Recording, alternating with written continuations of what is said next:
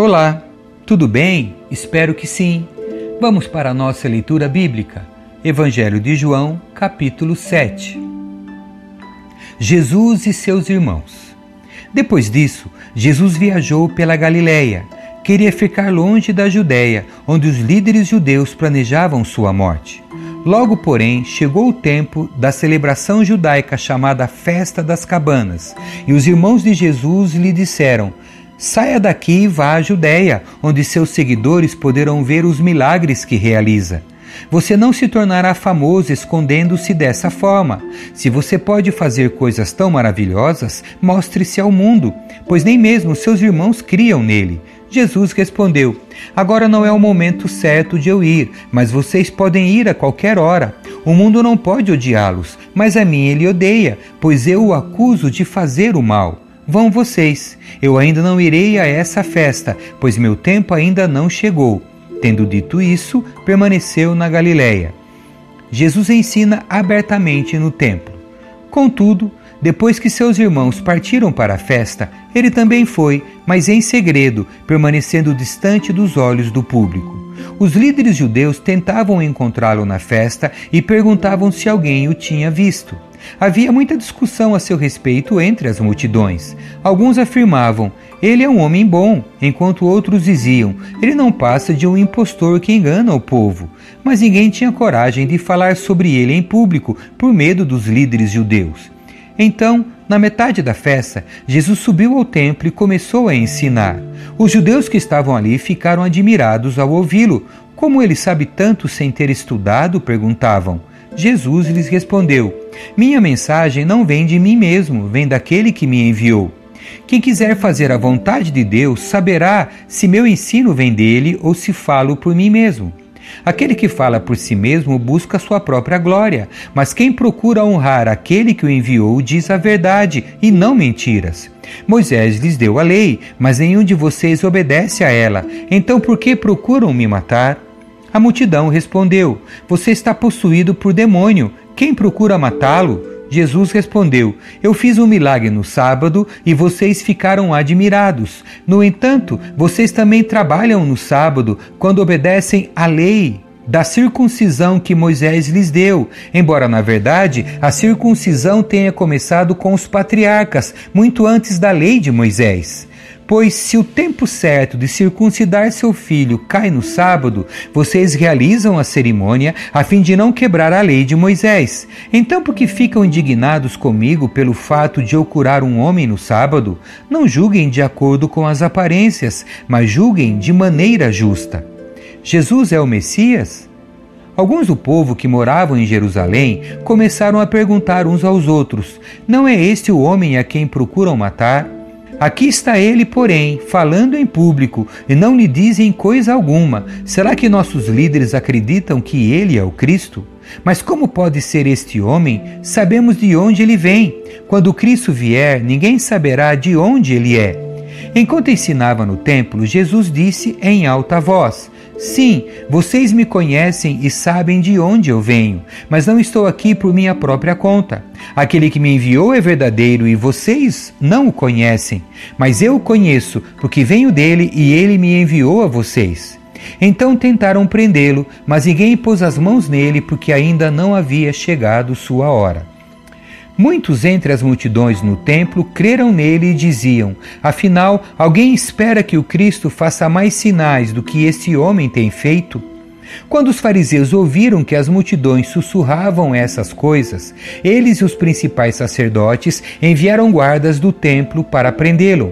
Jesus, porém, lhes disse: estarei com vocês só um pouco mais, então voltarei para aquele que me enviou. Vocês procurarão por mim, mas não me encontrarão, e não poderão ir para onde eu vou. Os judeus se perguntavam: para onde ele pretende ir?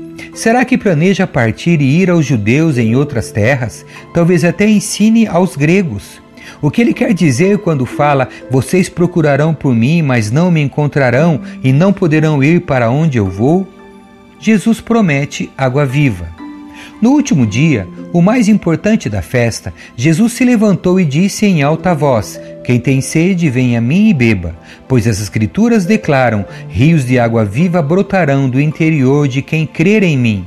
Quando ele falou de água viva, estava se referindo ao Espírito que seria dado mais tarde a todos que nele crescem. Naquela ocasião, o Espírito ainda não tinha sido dado, pois Jesus ainda não havia sido glorificado. Divisão e descrença. Quando as multidões o ouviram dizer isso, alguns declararam: certamente este homem é o profeta por quem esperávamos. Outros afirmaram: ele é o Cristo. E ainda outros disseram: não é possível, o Cristo virá da Galileia? As Escrituras afirmam claramente que o Cristo nascerá da linhagem real de Davi em Belém, o povoado onde o rei Davi nasceu. Assim, a multidão estava dividida a respeito de Jesus. Alguns queriam que ele fosse preso, mas ninguém pôs as mãos nele. Quando os guardas do templo voltaram sem ter prendido Jesus, os principais sacerdotes e fariseus perguntaram: por que vocês não o trouxeram? Nunca ouvimos alguém falar como ele, responderam. Vocês também foram enganados, zombaram os fariseus. Por acaso um de nós que seja entre os líderes ou fariseus crê nele? As multidões ignorantes o seguem, mas elas não têm conhecimento da lei, são amaldiçoadas. Então Nicodemos, o líder que antes havia se encontrado com Jesus, perguntou: a lei permite condenar um homem antes mesmo de haver uma audiência? Você também é da Galileia? Responderam eles. Procure e veja por si mesmo, nenhum profeta vem da Galileia. Então todos foram para casa. Capítulo 8. Uma mulher é pega em adultério. Jesus voltou ao Monte das Oliveiras, mas na manhã seguinte, bem cedo, estava outra vez no templo. Logo se reuniu uma multidão e ele se sentou e a ensinou. Então os mestres da lei e os fariseus lhe trouxeram uma mulher pega em adultério e a colocaram diante da multidão. Mestre, essa mulher foi pega no ato de adultério, disseram eles a Jesus. A lei de Moisés ordena que ela seja apedrejada. O que o Senhor diz? Procuravam apanhá-lo numa armadilha, ao fazer-o dizer algo que pudessem usar contra ele. Jesus, porém, apenas se inclinou e começou a escrever com o dedo na terra. Eles continuaram a exigir uma resposta, de modo que ele se levantou e disse: aquele de vocês que nunca pecou, atire a primeira pedra. Então inclinou-se novamente e voltou a escrever na terra. Quando ouviram isso, foram saindo, um de cada vez, começando pelos mais velhos, até que só restaram Jesus e a mulher no meio da multidão.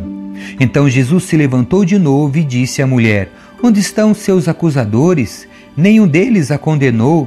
Não, Senhor, respondeu ela. E Jesus disse: eu também não a condeno. Vá e não peques mais. Jesus, a luz do mundo. Jesus voltou a falar ao povo e disse: eu sou a luz do mundo. Se vocês me seguirem, não andarão no escuro, pois terão a luz da vida. Os fariseus disseram: você faz essas declarações a respeito de si mesmo, seu testemunho não é válido. Jesus respondeu: meu testemunho é válido, embora eu mesmo o dê, pois eu sei de onde vim e para onde vou, mas vocês não sabem de onde vim nem para onde vou. Vocês julgam por padrões humanos, mas eu não julgo ninguém. E mesmo que o fizesse, meu julgamento seria correto, pois não estou sozinho. O Pai que me enviou está comigo. A lei de vocês diz que, se duas pessoas concordarem sobre alguma coisa, seu testemunho é aceito como fato. Eu sou uma testemunha e meu Pai que me enviou é a outra. Onde está seu Pai? Perguntaram eles. Jesus respondeu: uma vez que vocês não sabem quem sou eu, não sabem quem é meu Pai. Se vocês me conhecessem, também conheceriam meu Pai. Jesus fez essas declarações enquanto ensinava na parte do templo onde eram colocadas as ofertas. No entanto, não foi preso, pois ainda não havia chegado sua hora. O povo incrédulo é advertido. Mais tarde, Jesus lhes disse outra vez: eu vou embora. Vocês procurarão por mim, mas morrerão em seus pecados. Não pode ir para onde eu vou. Os judeus perguntaram: será que ele está planejando cometer suicídio? A que ele se refere quando diz: não pode ir para onde eu vou? Jesus prosseguiu: vocês são daqui de baixo, eu sou lá de cima. Vocês pertencem a este mundo, eu não. Foi por isso que eu disse que vocês morrerão em seus pecados, pois a menos que creiam que eu sou lá de cima, morrerão em seus pecados. Quem é você? Perguntaram eles. Jesus respondeu: sou aquele que sempre afirmei ser. Tenho muito que dizer e julgar a respeito de vocês, mas não o farei. Digo ao mundo apenas o que ouvi daquele que me enviou, e ele é inteiramente verdadeiro. Ainda assim, não entenderam que ele lhes falava a respeito do Pai. Então Jesus disse: quando vocês me levantarem, entenderão que eu sou o Filho do Homem. Não faço coisa alguma por minha própria conta, digo apenas o que o Pai me ensinou. E aquele que me enviou está comigo, ele não me abandonou, pois sempre faço o que lhe agrada. Muitos que o ouviram dizer estas coisas creram nele. Jesus e Abraão. Jesus disse aos judeus que creram nele: vocês são verdadeiramente meus discípulos se permanecerem fiéis a meus ensinamentos. Então conhecerão a verdade, e a verdade os libertará. Mas somos descendentes de Abraão, disseram eles. Nunca fomos escravos de ninguém. O que quer dizer com vocês serão libertos? Jesus respondeu: eu lhes digo a verdade. Todo que peca é escravo do pecado. O escravo não é membro permanente da família, mas o filho faz parte da família para sempre. Portanto, se o filho os libertar, vocês serão livres de fato. Sim, eu sei que vocês são descendentes de Abraão, e no entanto procuram me matar, pois não há lugar em seu coração para a minha mensagem. Eu lhes digo o que vi quando estava com meu pai, mas vocês seguem o conselho do pai de vocês.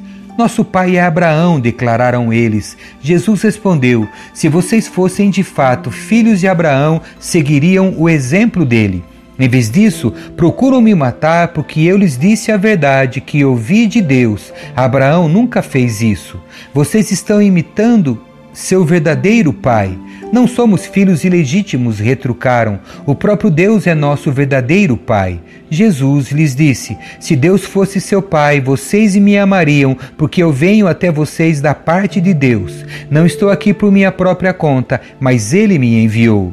Porque vocês não entendem o que eu digo? É porque nem sequer conseguem me ouvir, pois são filhos de seu pai, o diabo, e gostam de fazer as coisas perversas que ele deseja. Ele foi assassino desde o princípio, sempre odiou a verdade, pois não há verdade alguma nele. Quando ele mente, age de acordo com seu caráter, pois é mentiroso e pai da mentira. Portanto, quando eu digo a verdade, é natural que não creiam em mim. Qual de vocês pode me acusar de pecado? E uma vez que lhes digo a verdade, por que não creem em mim? Quem pertence a Deus ouve as palavras de Deus, mas vocês não ouvem, pois não pertencem a Deus. Samaritano endemoniado, responderam os líderes judeus. Não temos dito desde o início que está possuído por demônio? Não tenho em mim demônio algum, disse Jesus. Pelo contrário, honro meu Pai e vocês me desonram. Eu não procuro minha própria glória, há quem a procure para mim, e ele é o juiz. Eu lhes digo a verdade, quem obedece a meu ensino jamais morrerá. Os líderes judeus disseram: agora sabemos que você está possuído por demônio. Até Abraão e os profetas morreram, mas você diz: quem obedecer a meu ensino jamais morrerá.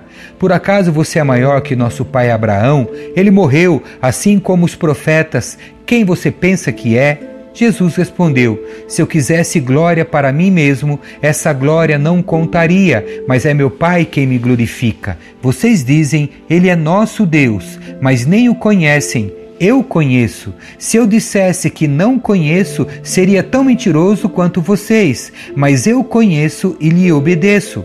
Seu pai Abraão exultou com a expectativa da minha vinda. Ele a viu e se alegrou. Os líderes judeus disseram: você não tem nem 50 anos, como pode dizer que viu Abraão? Jesus respondeu: eu lhes digo a verdade, antes mesmo de Abraão nascer, eu sou. Então apanharam pedras para atirar em Jesus, mas ele se ocultou deles e saiu do templo. Capítulo 9. Jesus traz luz aos cegos.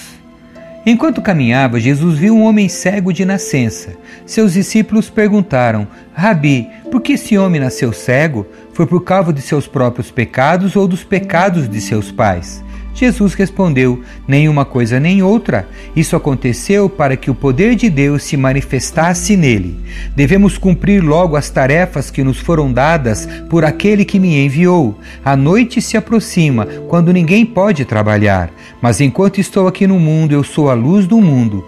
Depois de dizer isso, Jesus cuspiu no chão, misturou a terra com saliva e aplicou-a nos olhos do cego. Em seguida disse: vai lavar-se no tanque de Siloé, que significa enviado. O homem foi, lavou-se e voltou enxergando. Seus vizinhos e outros que o conheciam como mendigo começaram a perguntar: não é este o homem que costumava ficar sentado pedindo esmolas? Alguns diziam que sim e outros diziam: não, apenas se parece com ele. O mendigo, porém, insistia: sim, sou eu mesmo. Quem curou você? Perguntaram eles. O que aconteceu? Ele respondeu: o homem chamado Jesus misturou terra com saliva, colocou em meus olhos e disse: vá lavar-se no tanque de Siloé. Eu fui e me lavei e agora posso ver. Onde está esse homem? Perguntaram. Não sei, respondeu ele. Então levaram aos fariseus o homem que havia sido cego, pois foi no sábado que Jesus misturou terra com saliva e o curou. Os fariseus encheram o homem de perguntas sobre o que havia acontecido e ele respondeu: ele colocou terra com saliva em meus olhos e depois que eu me lavei, passei a enxergar. Alguns dos fariseus disseram: esse homem não é de Deus, pois trabalha no sábado. Outros disseram: mas como um pecador poderia fazer sinais como esse? E havia entre eles uma divergência de opiniões. Os fariseus voltaram a perguntar ao homem que havia sido cego: o que você diz desse homem que o curou? Ele deve ser profeta, respondeu o homem. Os líderes judeus se recusaram a crer que ele havia sido cego e estava curado, por isso mandaram chamar os pais dele e perguntaram: ele é seu filho? Ele nasceu cego. Se foi, como pode ver agora? Os pais responderam: sabemos que ele é nosso filho e que nasceu cego, mas não sabemos como pode ver agora nem quem o curou. Ele tem idade suficiente para falar por si mesmo. Perguntem a ele. Seus pais disseram isso por medo dos líderes judeus, pois estes haviam anunciado que, se alguém dissesse que Jesus era o Cristo, seria expulso da sinagoga. Por isso disseram: ele tem idade suficiente, perguntem a ele. Então, pela segunda vez, chamaram o homem que havia sido cego e lhe disseram: Deus é quem deve receber glória por aquilo que aconteceu, pois sabemos que esse Jesus é pecador. Não sei se ele é pecador, respondeu o homem, mas uma coisa eu sei: eu era cego e agora vejo. Mas o que ele fez? Perguntaram. Como ele o curou? Eu já lhes disse, exclamou o homem. Vocês não ouviram? Por que querem ouvir outra vez? Por acaso também querem se tornar discípulos dele? Então eles o insultaram e disseram: você é discípulo dele, mas nós somos discípulos de Moisés. Sabemos que Deus falou a Moisés, mas nem sabemos de onde vem esse homem. Que coisa mais estranha, respondeu o homem. Ele curou meus olhos e vocês não sabem de onde ele vem? Sabemos que Deus não atende pecadores, mas está pronto a ouvir aqueles que o adoram e fazem a sua vontade. Desde o princípio do mundo, ninguém foi capaz de abrir os olhos de um cego de nascença. Você nasceu inteiramente pecador, disseram eles, e quer ensinar a nós? Então o expulsaram da sinagoga. Cegueira espiritual. Quando Jesus soube do que havia acontecido, procurou o homem e lhe disse: você crê no Filho do Homem? Quem é ele, Senhor? Perguntou o homem. Eu quero crer nele. Jesus respondeu: você ouviu e ele está falando com você. Sim, Senhor, eu creio, declarou o homem e adorou a Jesus. Então Jesus disse: eu vim a este mundo para julgar, para dar visão aos cegos e para fazer que os que veem se tornem cegos. Alguns fariseus que estavam por perto o ouviram e perguntaram: você está dizendo que nós somos cegos? Se vocês fossem cegos, não seriam culpados, respondeu Jesus. Mas a culpa de vocês permanece, pois afirmam que podem ver. Amém. Que Deus abençoe a sua leitura. Tchau.